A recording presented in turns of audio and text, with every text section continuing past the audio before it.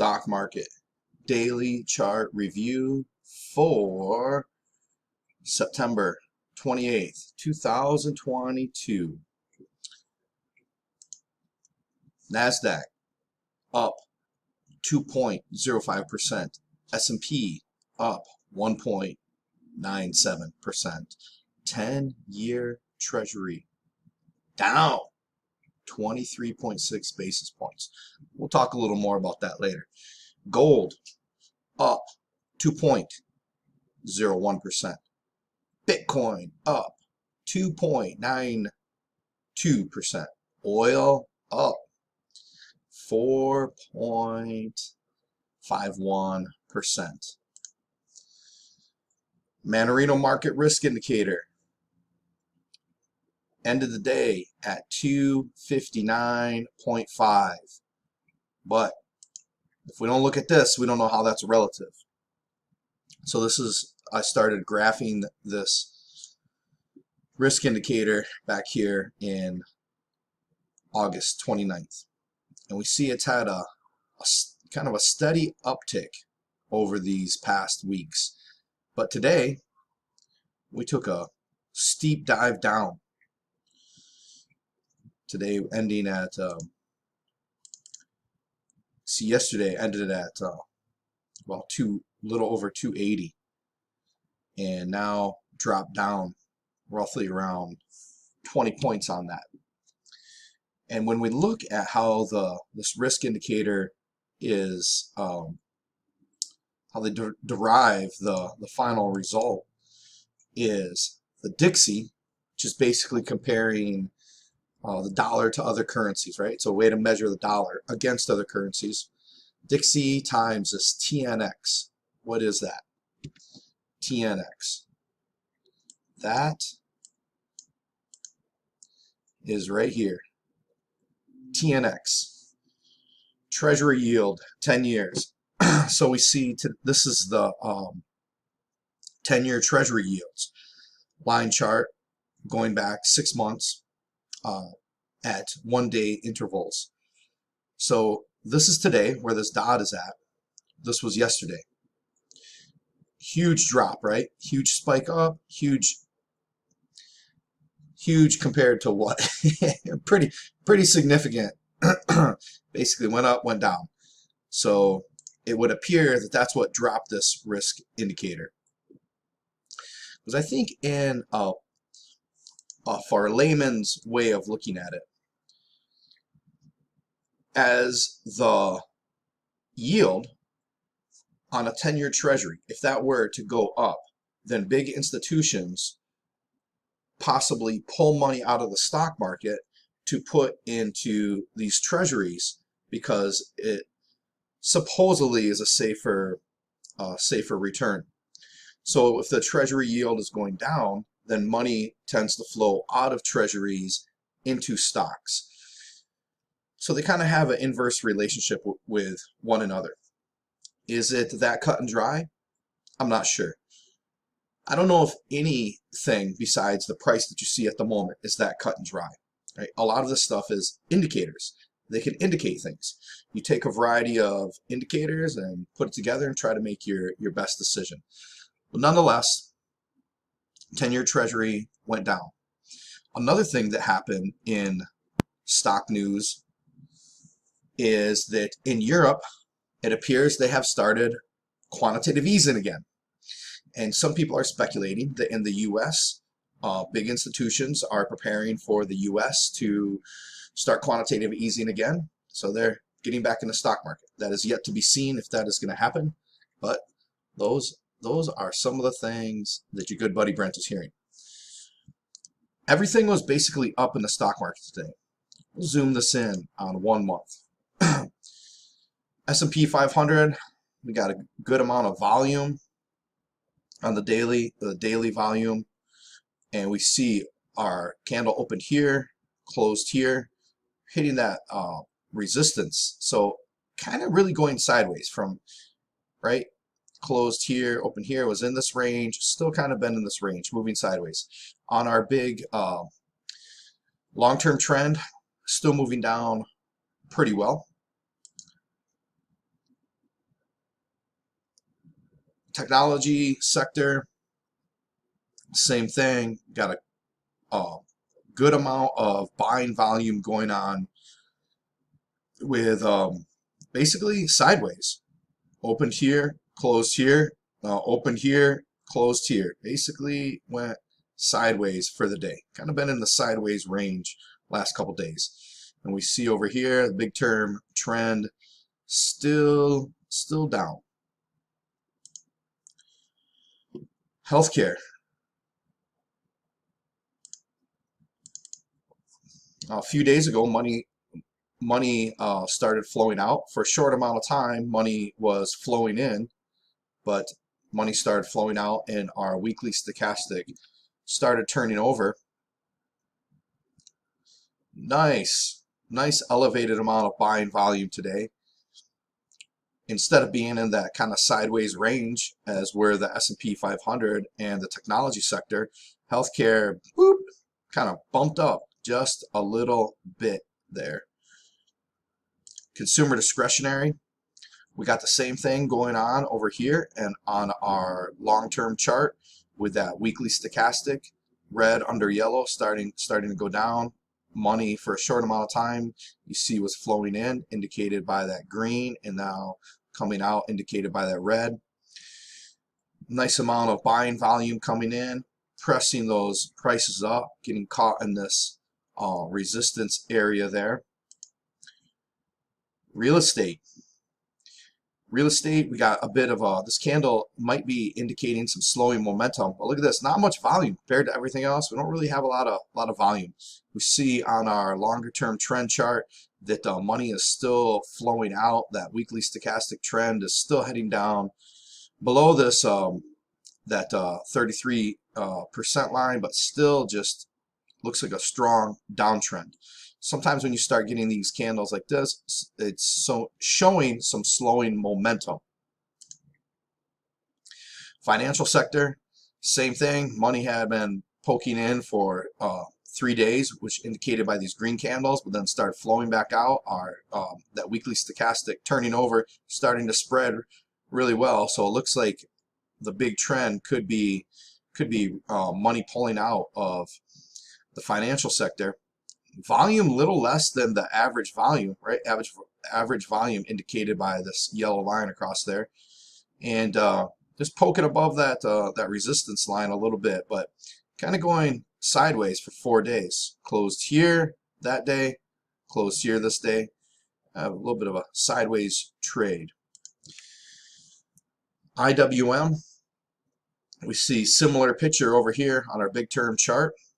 We got that weekly stochastic with some good separation between the red and the yellow line. Money consistently flowing out still. Uptick on that buying volume. So you got a strong bullish candle to the upside, closing kind of in the middle between these two resistance lines, support resistance lines. So potentially getting a little pop to the upside. Qs, similar story up here on our big term. Another similar story here with some elevated buying volume, and just poked above that resistance, but selling brought it back down here. Just kind of a little bit sideways. Now the dollar losing some value, which we've been talking about, right? Sometimes we're trying to figure out, or I don't know if it's we trying to figure out, but sometimes it's good to understand that is something really becoming more valuable, or is the currency you're buying it in losing value? So are stocks really going up, or is the amount of dollars needed to buy the stocks losing value, right? The supply and demand of it. And we see here this downtick in the value of the dollar today. But as far as this UUP equity, money's been flowing in. Our stochastic has been in this over 80%, which some people consider overbought, but it's been quote unquote overbought for a while. So it could potentially stay up there. We don't really see, this is not reversing any type of trend. You see on the daily stochastic, it's been over that 80% line for quite some time. So until it really starts breaking down, it looks like there's some strength in the dollar. Oil. Oil had a big move to the upside. Big move back here to this 82, right? But it's still below this 82. So this is going to be interesting for your good buddy Brent to watch. I want to see, is oil going to break above this 82 where this resistance is, or is it going to fall back below? Personally, I'm hoping it falls back below because, to be quite honest with you, there are some equities that are related to the oil sector that I want to buy at a lower price.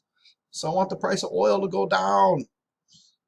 And those equities were going down. I was like, ooh, yeah, it's getting into my buying range of what I want to purchase this for. But with this, bam, shot up today, quite a few dollars from, whatever, open around 78, closing at 82, going up a couple bucks, shot up the equities also. And the equities are the equities related to those oil stocks, but the whole market was moving up. So I'm still looking to buy some more of those oil stocks at a lower price. Gold. Well, interestingly enough, gold has shot up also, right? So, interesting. Dollar goes down. Seems like other things going up.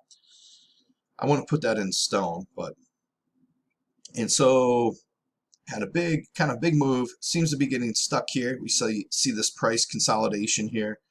Couldn't really break over that. Gold is another one. I'm hoping, man, I want to see gold down to like 800 bucks. 500. As low as it can go. Come on. Go lower. Bitcoin going sideways, right? You see that. And that has been the story of Bitcoin for quite a while. We've been seeing this for quite a while. Now we're on 6 months. Let's go back to year to date. All right, it kind of was in this sideways range here, right? You see it here, then it's back up around here, but it's below the 200-day moving average on this daily chart year to date. And then around this time, April-ish or whatever, it has just been on this downward trend. And then what happens is, you see it goes down, it goes sideways, it goes down, it goes sideways, it goes down, it kind of goes up, but it's a little kind of sideways, it's a little up in them, depending on what range you want to call that. But look at, from, it was right here, now it's right here. It's kind of a sideways thing, right? It goes up a little bit, it goes kind of just moving sideways, I guess up here, but down right here. Let's zoom into like our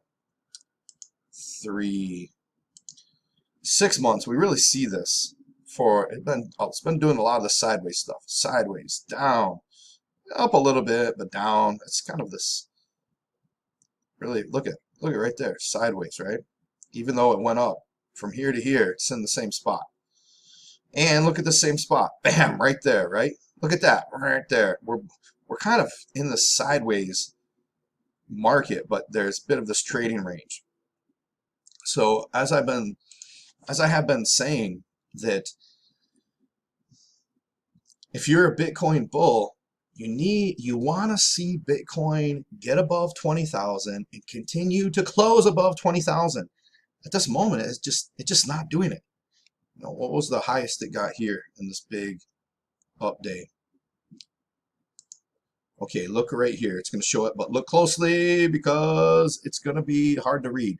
20,295.75. And the very next day, bam, look at that, sideways. Opened here, next day, close here, sideways, right? Now we're halfway. Let's look at this a little closer. So right here, we're there. Look at that. It's just going sideways, up and down sideways. But I'll tell you what, woo! I wish I was in a state right now. I wish I was in a state where I had easy access to be trading, not long term. Like I wanna make money on this down move. I want to make money on this up move. I want to trade it up. I want to trade it down. This thing moves. It moves a lot. Man, can you imagine? You get a, whatever, like, if it's going to move a couple $100 in a day or whatever, like, oh, what move is, let's see, how much is that? On this down day right here. Opened at a little over 20,000, got to a low of the high 18,000s, and you can get a couple hundred out of there. But you gotta know how to. What would you have to know? Well, you probably have to be in front of a computer. You'd have to know which time frames you want to be looking at. So, speaking of time frames, I put out a video today about selling call options for income using stock charts. So take a look at that if you want. But yeah, so I'm still thinking the same thing with Bitcoin. You know, I don't have a position. I don't have a dog in that I'm betting on. But man, I wish I did. I would like to. And let's look again at, so what do we think is going to happen? Maybe it's not a we. What do I think is going to happen? SPY. Go to chart.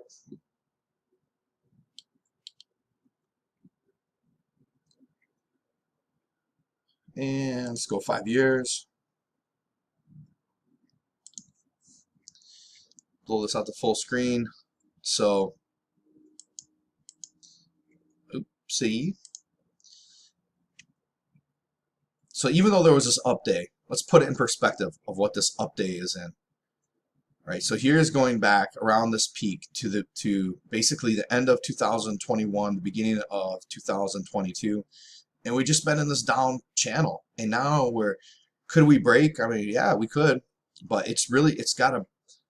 There is some strong resistance right in here. Look at high, lower high, lower high, lower high.